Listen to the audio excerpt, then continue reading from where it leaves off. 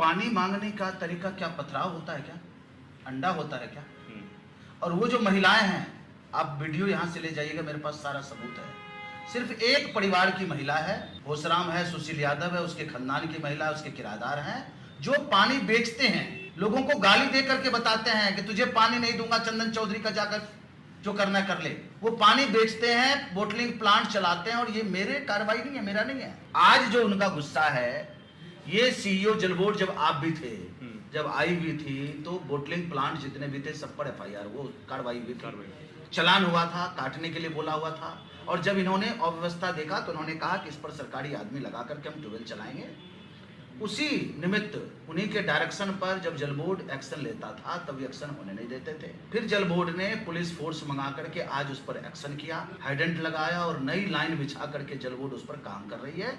2 दिन में सबके घरों के पास टोटी नजर आएगा और सब सुचारू ढंग से पानी पिएंगे। इनकी बौखलाहट थी कि हमारा अब बेचने का सिस्टम खत्म हो गया, तो इन्होंने अपने परिवार की महिलाओं को अंडा देकर, पत्थर देकर के, लाठी देकर के यहाँ भेजा। मैं था नहीं, मैं सेक्रेटारिएट में था। तो वहां से जैसे ही पता चला कि हमारे लोगों पर हमला हुआ, मेरे ऑफिस में हमला हुआ, पत्थर फेंके गए, अंडा फेंका गया, कुर्सियां, हमारे लड़कों को मारा पीटा गया, मैं भागा यहाँ पहुंचा। मैंने तुरंत फोर्स को बोला, पुलिस यहाँ पहुंची और पुलिस को सारी हकीकत पता चल गई, क्या हुआ नहीं हुआ। सिर्फ एक परिवार पूरे संगम बिहार को बर्बाद करने पर लगा हुआ था। एक मैसेज दे रहा था कि मैं दादागिरी कर रहा हूं तो तुम भी दादागिरी करो। और ये जो बौखलाहट उन लोगों की थी, उसके पीछे एक पूर्व नेता थे जिनको जनता ने तो नकार दिया, वो उसको उकसा करके अपने लड़के भेज करके तुम देखो, तुम करो, मैं देख लूंगा।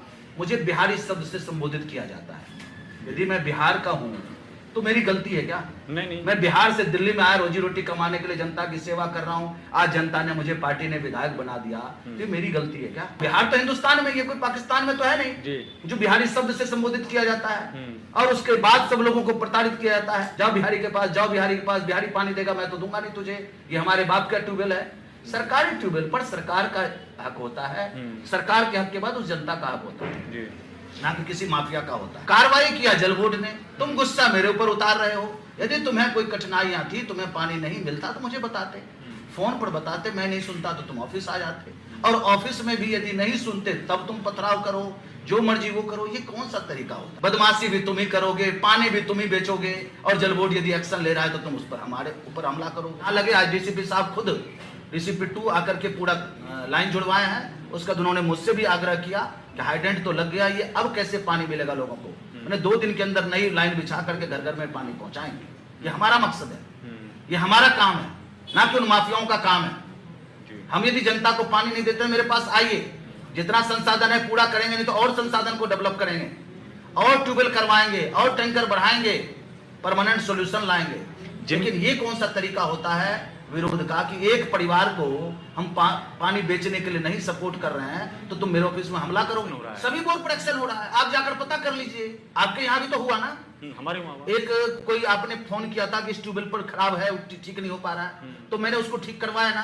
आप जाकर के ब्लॉक में पता कीजिए, 80% बोर्ड जो इस संगम बिहार में है वो सब जनता को मैंने कमेटी बनाकर समर्पित कर दिया।